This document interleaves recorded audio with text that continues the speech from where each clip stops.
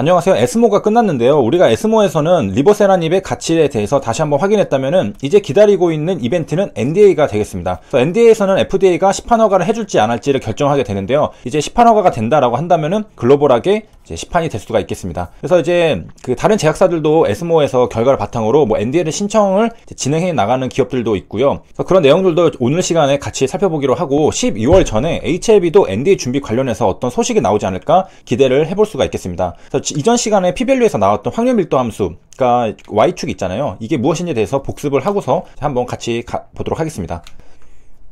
우리가 이제 확률 분포를 나타내는 함수를 확률 분포 함수라고 하는데요.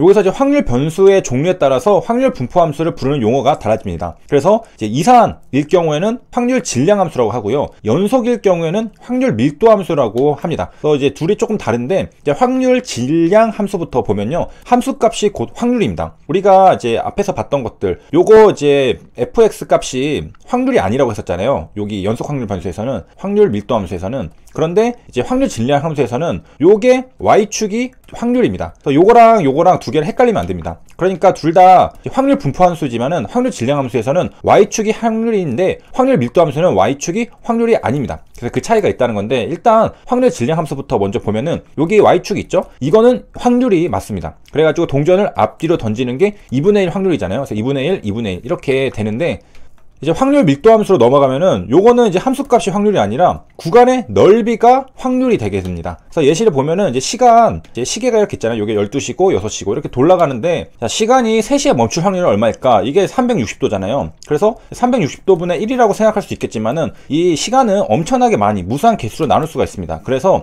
사실상 이제 n분의 1이 되겠는데, 이럴 경우에 시침이 3시에 멈출 확률은 0으로 수렴을 하게 됩니다. 그래가지고 확률로 이걸 y축을 그리게 된다면요. 여기 밑에 붙어가지고 거의 0으로 나오게 될 겁니다. 왜냐하면은 이제 확률값이 0이 되는 게 이제 거의 0에 가깝게 되기 때문이죠. 그래서 n분의 1로 되기 때문에 이게 거의 무한계로 가니까 그렇게 되는 건데, 이거를 이제 이런 식으로 사용하면은 어떤 우리가 의미를 찾을 수는 없잖아요. 그래서 이거 말고 다른 방법을 사용하자라는 것입니다. 우리가 3시에 멈출 확률이 아니라 12시에서 3시 사이에 멈출 확률을 구해볼까 라는 겁니다. 여기 보면 이렇게 이제 면적이 이제 나오는데, 12시에서 3시까지 멈출 확률을 보면은 요거는 이제 4분의 1이죠. 360도 분의 90이잖아요. 그래서 4분의 1이 되겠습니다. 그래서 요게 넓이를 구하면은 이제 4분의 1이 되죠. 이런 식으로 이제 만든 게 바로 확률 밀도 함수가 되겠습니다. 그 다음에 이제 뭐 12시에서 6시 사이 이렇게 보면은 요 절반 정도에서 멈출 확률은 2분의 1이 되겠죠. 그래서 이렇게 하면은 여기 2분의 1이 된다라고 이제 우리가 구간의 확률을 구할 수 있게 됩니다. 그래서 앞에서 이제 y축을 확률로 했을 때는 다 0에 붙어 있기 때문에 뭐 별 의미를 우리가 찾을 수가 없지만은, 이런 식으로 이 넓이를 확률로 했을 때 우리가 이렇게 어떤 의미를 찾기가 이제 쉬워지게 됩니다. 그래서 이제 확률 밀도 함수에서 요 함수 값은 확률이 아니고 넓이가 확률이 되는 겁니다. 그래서 이제 정리를 하면은 여기 확률 분포를 나타내는 확률 분포 함수가 있는데 두 가지가 나눌 수 있습니다. 이산 확률 변수를 사용하는 확률 질량 함수가 있고, 연속 확률 변수를 사용하는 확률 밀도 함수가 있습니다. 그래서 확률 질량 함수는 y축 이 함수 값이 즉 확률이 되는데요. 이거랑은 다르게 확률 밀도 함수는 이 y축 fx 함수 값이 확률이 되지 않습니다. 이 넓이가 확률이 된다는 것이고요. 그래서 여기서 차이점이 있다라. 이전 시간의 내용을 좀 기억을 해보면, 확률 밀도 함수에서 y축이 의미하는 것은 이 확률 나누기 범위, 그러니까 범위분의 확률입니다. 그 값 자체가 확률이 아니고 범위분의 확률이기 때문에 적분을 하면 확률이 되고요. 확률 밀도 함수를 또 다른 방법으로 또 생각을 해본다면은 확률을 범위로 미분한 도함수라고 생각하는 것으로도 우리가 생각할 수 있습니다. 그래서 이제 y축, 요게 이제 아까 저기서 봤을 때 범위라고 했잖아요. 계급의 크기이고 요 상대 도수입니다. 그래서 우리가 이제 계급의 크기가 뭐였냐면은 이제 그걸로 구간을 나눈다고 했잖아요. 뭐 140에서 145cm 이런 식으로 나누는데, 여기에 해당하는 자료의 개수가 바로 도수가 됩니다. 그 다음에 전체 분의 이제 도수를 구하면은 이 상대 도수가 되는 것이고, 우리가 적분해서 구할 때 나오는 확률이 바로 상대 도수가 되겠습니다. 보면은 저번에 했던 거 그대로 이제 요게 y축이잖아요. 요거 곱하기 이제 계급의 크기를 하면은 상대 도수가 나오고, 이게 직사각형 넓이잖아요. 넓이가 상대 도수가 나오고, 이게 곧 확률을 의미하게 되는 것입니다. 그래서 이게 이제 그 직사각형처럼 보이겠지만은 이 도수를 엄청 늘리고 이제 계급의 크기를 작게 하면은 요 범위를 짝짝짝 하면은 연속된 어떤 곡선이 되게 되는데, 이걸 바로 확률 밀도 함수라고 말하게 되는 겁니다. 그래서 이제 우리가 이제 하나 기억해야 될 것은, 이 y축이 이제 0에 가깝지만 0 이상입니다. 이게 0이 될 수는 없고요. 0 이상. 그러니까 이상이니까 뭐 0이 될 수 있죠. 하지만은 자, 요거 하나하나가 이제 완전 0이다라는 것은 조금 이제 다르다라는 것이고, 그래서 전 구간 이걸 다 이제 적분해서 더하면은 이제 합이 1이 된다. 자, 그 다음에 이제 세 개 기업에 대해서 이제 NDA 신청 살펴볼 건데요. 한미약품을 보면은 에스모에서 이제 발표를 했죠. 그래서 포지오티닙, 코호트 이 연구 결과로 NDA 미팅 신청을 했다라고 나왔습니다. 그래서 내용을 보면요. 일단 항아 신약입니다. 그런데 요게 치료 대안이 없는 응급 환자 대상으로 임상 연구 결과가 이제 발표가 된 건데, 이거를 바탕으로 미팅 신청을 완료하는 등 허가를 위한 절차를 시작했다라고 밝혔습니다. 결과가 뭐 어떻게 나왔나 보니까 DCR이 70%, 그래 전체 환자의 74%인 67명이 요거 감소가 확인이 됐다고 했습니다. 그래서 중앙값은 22%였고 뭐 평가 가능한 사람들로는 OR라 35, DCR 82%로 확인이 되었다고 합니다. 그 다음에 이제 한미약품 파트너사가 스펙트럼이거든요.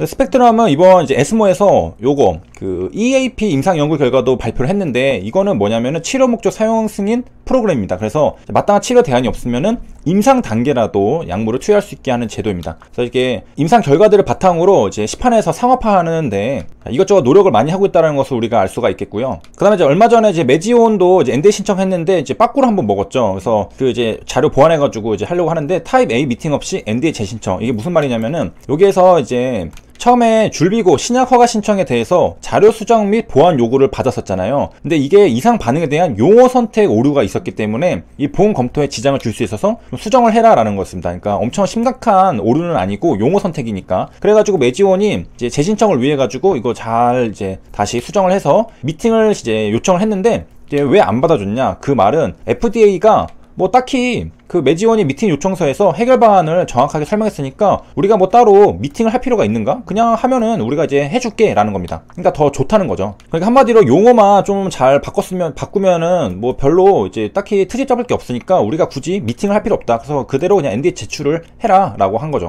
그래서 이제 코스닥 지수 3% 급락하는데 메지온은 4% 급등 중이다라는 것도 나왔고, 그래서 타입 A 미팅 없이 NDA 재신청을 이제 하게 된다. 자, 이렇게 해가지고 이제 에스모 2020이 막을 내리고 뭐 HF 유한양행 등 이제 바이오들이 성과를 냈다라고 했고, 한미약품 같은 경우에는 이거 결과들을 바탕으로 NDA를 준비하고 있다는 것까지 살펴봤습니다. HF에도 이번에 이제 3상 결과들이 나온 게 몇 개 있죠. 그래서 이제 정리를 한번 해보면 HF 리버세라닙은 관련 논문이 23개가 발표가 됐고요. 유한양의 한미약품은 기술 수출한 후보물질 임상 결과가 공개됐고, 그 다음에 메드펙토, 이수앱지스도 각각 신약 베토서팁이랑 ISU 104 임상 결과를 발표했습니다. HIV 관련된 이제 앱스트랙들은 다 예전에 살펴봤기 때문에 조금 패스를 해보고, 그 다음에 이제 뭐 유한양행도 있었는데 기술 이전을 받은 비소세포 쪽에 레이저 티닙이 있었는데요. 요게 EGFR입니다. 이 돌연변이 소견을 갖는 환자를 대상으로 한 건데, 이 아미반타맙과 레이저 티닙을 병용 투여한 결과도 이제 공개가 됐었습니다. 그래서 임상 1B상이었는데 이게 한때 조금 이슈가 됐었죠. 며칠 전에. 그래서 100% OR라를 보였기 때문에 그랬던 건데요. 그래서 이 병용으로 인해서 이제 1차 치료제의 성공 가능성을 좀 보여줬다, 그런 유효성을 입증했다는 평가가 있습니다. 근데 아직 임상 1상이기 때문에 2상도 있고 뭐 3상도 있고 해야 되겠죠. 갈 길이 좀 있는데, 이제 레이저 티닙이 잘 되면은 유한양행은 추가적인 로열티를 이제 잘 받을 수가 있게 되고요. 그 다음에 이제 한미약품 같은 경우에는 아까 봤던 NDA 진행하겠다라는 거 했던 게 바로 포지오 티닙이잖아요. 이거 글로벌 임상 2상 한 걸로 이제 연구 결과 발표를 하고 또 이제 NDA로 하겠다. 그래서 이제 미팅 시청 완료했다라는 것도 나왔습니다. 그래서 이런 식으로 이제 NDA들이 진행이 되고 있는 거고,